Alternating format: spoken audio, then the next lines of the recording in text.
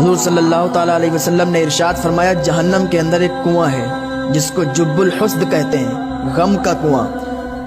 حضور فرماتے ہیں کہ اس کے اندر جو بچھو ہے اس کو اللہ تعالیٰ نے 70 منہ عطا کیے گئے، ہر منہ میں 70 ڈنک ہیں۔ فجر کی نماز میں سونے والوں، اپنے نبی کے اس فرمان کو سن لو، جگہ جی لگانے کی دنیا نگی ہے، یہ عبرت کی جاگے تماشا نگی ہے۔ اپنے ہاتھ سے بنائی ہوئی جنت کے اندر شداد داخل نہ ہو سکا۔ نمرود نے خدائی کا دعویٰ کیا، فرعون نے خدائی کا دعویٰ کیا، ان لوگوں کو کفن بھی نصیب نہیں ہوئے۔ اللہ رب العزت کی جب پکڑ آتی نا بہت سخت ہوتی ہے۔ اللہ تعالی ہمیں نیک عمل کرنے کی توفیق عطا فرمائے، اللہ ہمیں گناہوں سے بچنے کی توفیق عطا فرمائے۔